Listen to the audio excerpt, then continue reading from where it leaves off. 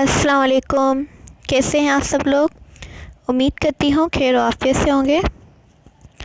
आज का जो हमारा बायोलॉजी में टॉपिक है 9th क्लास की, वो है द लेवल ऑफ ऑर्गेनाइजेशन। ठीक है, इससे पहले के टॉपिक जो है वो मैं कवर करवा चुकी हूँ यूनिट नंबर 1 के। तो जिसने भी जो है वो मेरी वीडियोस नहीं देखी हैं तो पहले वो देख लीजिएगा और उसके बाद जो है इस टॉपिक पे आ जाइएगा। The level of organisation. ठीक है, ऑर्गेनाइजेशन का मकसद होता है ऑर्गेनाइज मीन्स बनना या तरतीब देना। ठीक है, अब यहाँ पे हम पढ़ें जानदारों की लेवल ऑफ ऑर्गेनाइजेशन। ठीक है, लिविंग ऑर्गेनिजम्स की कि कितने मतलब एक जो है वो जो लाइफ है वो किन मरहलों से गुज़र कर बनती है। ठीक है, मतलब जानदार जो है वो जो है उनके लेवल्स ऑफ क्या है ऑर्गेनाइजेशन। ठीक है, मतलब उनके अंदर क्या क्या होता है। ठीक है, सेल कैसे बनता है, सेल के बाद क्या टिश्यू बनते हैं, उसके बाद जो ऑर्गन, और आस्ता आस्ता पूरी एक इंसान की बॉडी कैसे बनती है। मतलब जब बच्चा बनने लगता है तो सबसे पहले जो है उसका क्या बनता है, उसके बाद जो है आस्ता आस्ता उसकी बॉडी के लिए या एक सेल बनने के लिए क्या क्या चीज़ें दरकार होती हैं, वो सारा हम आज इस लेवल ऑफ ऑर्गेनाइजेशन में पढ़ेंगे। ठीक है, the level of organization in living world are based on chemical foundation. ठीक है, जो लिविंग ऑर्गेनिज्म की जो लेवल ऑफ ऑर्गेनाइजेशन है वो उस बुनियाद रखती है सबसे पहले केमिकल फाउंडेशन पे, क्योंकि सेल जो है वो किसके बने हुए होते हैं, केमिकल्स के। ठीक है, all the living organisms are made up of cells. सारे ही जानदार किसके बने हुए हैं, सेल के। And the protoplasm of cell is the physical as well as chemical basis of life. ठीक है, और उसके अंदर जो प्रोटोप्लाज्म होता है, ठीक है, वो बुनियाद है। मतलब सेल का प्रोटोप्लाज्म जो है वो बुनियाद है लाइफ का। मीन सेल जो है वो किसका बना हुआ होता है, वो एक किस्म का केमिकल है। इसलिए जो है प्रोटोप्लाज्म जो जिससे सेल बना हुआ है, ठीक है, सेल किससे बना हुआ है, प्रोटोप्लाज्म से, और प्रोटोप्लाज्म एक क्या है, केमिकल है। तो इसलिए जो है इसको कहा जाता है कि लिविंग ऑर्गेनिज्म के जो लेवल ऑफ ऑर्गेनाइजेशन है वो किस पे बेस करती है, केमिकल फाउंडेशन पे। ठीक है, these levels are as follows. ठीक है, अब इंडिविजुअली हम एक एक लेवल को डिस्कस करेंगे। सबसे पहले हमारा लेवल है एटॉमिक लेवल ऑफ ऑर्गेनाइजेशन। ठीक है, जब जो है सबसे पहले क्या बनता है जानदार की सेल के लिए, सबसे पहले किस चीज़ का होना ज़रूरी है, कौन से ऑर्गेनाइजेशन का होना ज़रूरी है, एटॉमिक लेवल ऑफ ऑर्गेनाइजेशन। ठीक है, यहाँ पे जो है सबसे पहले आपका आ जाता है all the matter is made up of element. ठीक है, जैसा कि हमें पता है कि सारे ही मैटर, दुनिया में जितने भी मैटर हैं, मैटर क्या होता है, हर वो चीज़ जो जगह घेरे और वजन रखे मैटर होती है। ठीक है, वो सारे के सारे किससे बने हुए होते हैं, किसी न किसी एलिमेंट के। Means for example hydrogen element है, कार्बन एलिमेंट है, ऑक्सीजन एलिमेंट है। ये सारे जितने भी पीरियोडिक टेबल आपने देखी होगी केमिस्ट्री के अंदर, वो सारे एलिमेंट्स कहलाते हैं। ठीक है, और एलिमेंट का भी सबसे छोटा यूनिट क्या कहलाता है, एटम। एलिमेंट किसके बने हुए होते हैं, एटम। मीन्स मिसाल के तौर पे हाइड्रोजन क्या है, एक एलिमेंट है। ठीक है, अब हाइड्रोजन जो है वो एक कलेक्टिव फॉर्म है जिसको एलिमेंट कहा जाता है। अब उस हाइड्रोजन के एक जर्रे को, ठीक है, तो एक पार्टिकल को हम क्या कहते हैं, एटम। मीन्स एलिमेंट जो है वो किसके बने हुए होते हैं, एटम के। एटम को अगर देखा जाए तो एटम वर्ड का मतलब है ए मीन्स नॉट। ठीक है, ए की मीनिंग है नॉट मीन्स नहीं। ठीक है, और टॉम, ये फॉर्म नहीं है, ये टॉम वर्ड है। ठीक है, TOME, ये टॉम वर्ड है जो गलती से बुक में फॉर्म लिखा हुआ है। टॉम की मीनिंग होती है कट। ठीक है, तो एटम वर्ड की मीनिंग है नॉट कट, मीन्स जो कि काटा ना जा सके। काटा ना जा सके मीन्स जो मज़ीद तकसीम, इतना छोटा पार्टिकल कि जो मज़ीद तकसीम ना हो सके। ठीक है, अब एटम क्या होता है, each atom is made up of sub atomic particles such as electron, proton and neutron. ठीक है, एटम के अंदर क्या होते हैं, 3 मेन पार्टिकल्स होते हैं। एक प्रोटॉन होता है, एक इलेक्ट्रॉन होता है और एक न्यूट्रॉन होता है। ठीक है, एटम के अंदर जो है अगर हम उसकी कंपोजिशन देखें तो एटम की कंपोजिशन जो है वो क्या होती है हमारी, कि एटम का अंदर 3 पार्टिकल होते हैं। ठीक है, फॉर एग्जांपल कि जैसे ये जो है सबसे पहले ये अंदर जो है ये होता है एटम का न्यूक्लियस। ठीक है, इसको न्यूक्लियस कहते हैं। उसके बाद ये कहलाता है शेल। ठीक है, ये आपका ये जो एटम के शेल कहलाता है या ऑर्बिट भी कह सकते हैं इसको। अब जो न्यूक्लियस है उसके अंदर क्या चीज़ें होती हैं, दो चीज़ें, एक प्रोटॉन एक न्यूट्रॉन। दो सब एटॉमिक पार्टिकल किसके अंदर होते हैं, न्यूक्लियस के अंदर। ठीक है, जिसे कहा गया है कि एटम के कितने सब एटॉमिक पार्टिकल हैं, इलेक्ट्रॉन प्रोटॉन एंड न्यूट्रॉन। ठीक है, अब जो प्रोटॉन और न्यूट्रॉन है ये किसके अंदर पाए जाते हैं, ये पाए जाते हैं आपके इसके अंदर, न्यूक्लियस के अंदर। ठीक है, इसके अलावा जो इलेक्ट्रॉन है वो कहाँ पे होते हैं, ये जो है वो इस शेल पे लगे हुए होते हैं, इस तरीके से रिवॉल्व कर रहे होते हैं। ठीक है, जो कंटिन्यूसली इस शेल पे रिवॉल्व कर रहे होते हैं। तो इस तरीके के कई शेल होते हैं, एक नहीं होता बल्कि और भी शेल्स इस तरीके के होते हैं जिसमें इलेक्ट्रॉन रिवॉल्व कर रहे होते हैं। ये होता है एटम का बेसिक स्ट्रक्चर। ठीक है, तो मतलब सबसे पहली जो है वो लेवल ऑफ ऑर्गेनाइजेशन क्या है, एटम। आपको क्या याद रखना है कि सारे मैटर किसके बने हुए हैं, एलिमेंट के, और एलिमेंट खुद किसका बना हुआ है, एटम का। और हर एटम जो है उसके अंदर क्या, एटम का मकसद होता है नॉट कट। ठीक है, जिसको मज़ीद तकसीम ना किया जा सके। अब हर एटम जो है वो सब एटॉमिक पार्टिकल का बना हुआ आता है, जो कि है इलेक्ट्रॉन प्रोटॉन एंड न्यूट्रॉन।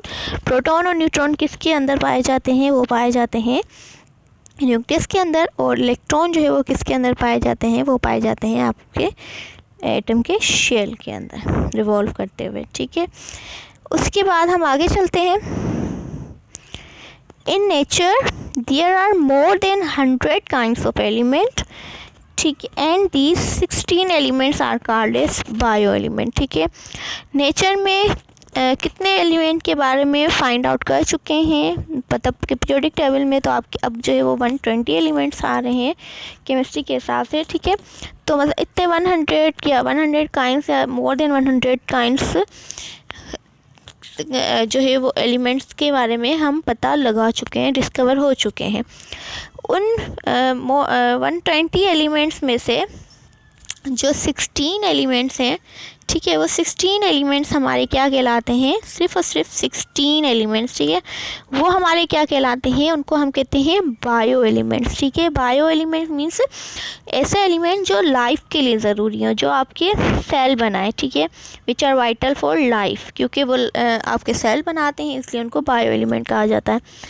ठीक है, जिसमें से आपको 6 एलिमेंट आपके बुक में दिए हुए हैं जो कि बेसिक एलिमेंट ऑफ लाइफ कहलाते हैं। ठीक है, वो कौन कौन से हैं 6 एलिमेंट जो बेसिक एलिमेंट ऑफ लाइफ कहलाते हैं, वो है आपका कार्बन, हाइड्रोजन, ऑक्सीजन, ठीक है, नाइट्रोजन, सल्फ़र एंड फास्फोरस। ठीक है, ये आपके क्या कहलाएंगे, ये आपके जो है वो कहलाते हैं basic element of life, 6 element. ठीक है, जिससे आपके मेजर कंपोजिशन बनी हुई है सेल की।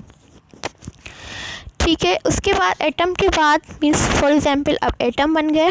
ठीक है, मीन्स आपकी जो है कार्बन भी आ गया, हाइड्रोजन भी आ गया, ऑक्सीजन भी आ गया, सल्फ़र, ये सारे एटम बन गए। अब एटम के बाद नेक्स्ट लेवल क्या होगा, मॉलिक्यूलर लेवल। ठीक है, अब मॉलिक्यूलर लेवल में क्या होता है कि मॉलिक्यूल, सबसे पहले मॉलिक्यूल वर्ड कहते हैं किसको है, मॉलिक्यूल जो है वो कहते हैं जो एटम जो है 2 या 2 से ज़्यादा एटम जब मिल जाते हैं तो वो क्या कहलाती है, वो मॉलिक्यूल की शक्ल कहलाती है। फॉर एग्जांपल अगर एच को मैं अकेला लिख रही हूँ तो ये क्या है, एटम।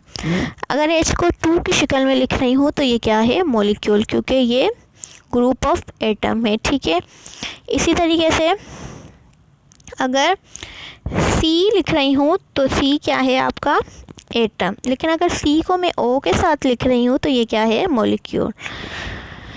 ठीक है, तो molecule are form by the binding of atom. ठीक है, मॉलिक्यूल कैसे बनते हैं, एटम की बाइंडिंग से। These organic molecules of cell are called as biomolecules.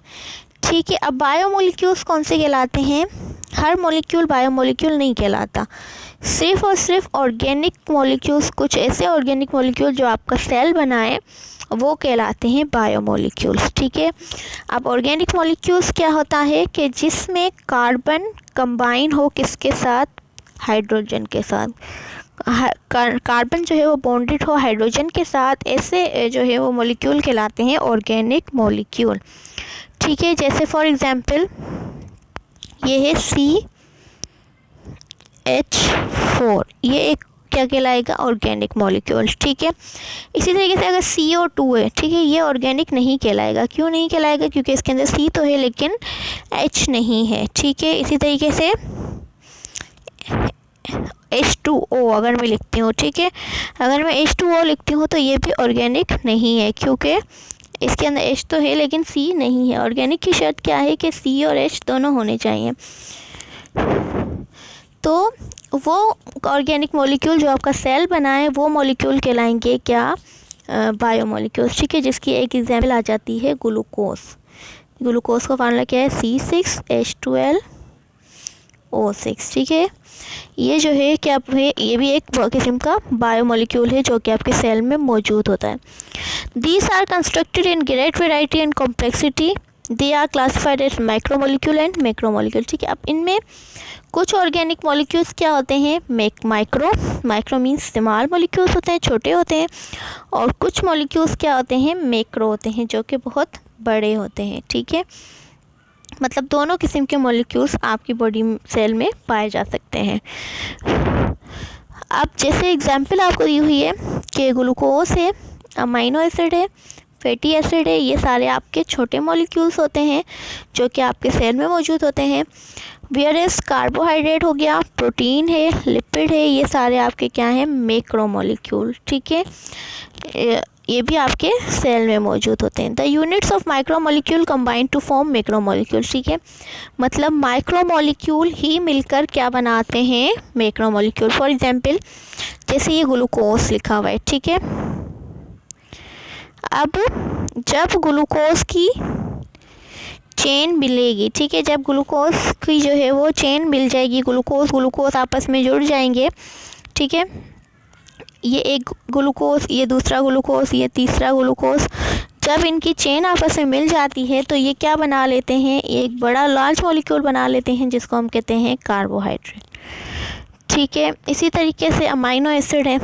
ठीक है, अमाइनो एसिड, अगर अमाइनो एसिड की चेन बन जाए तो वो क्या बन जाएगी, वो ये अमाइनो एसिड खुद क्या है, माइक्रो मॉलिक्यूल, और जब इनकी चेन जो है वो बनती जाएगी तो वो क्या कहलाएगी, मैक्रो मॉलिक्यूल।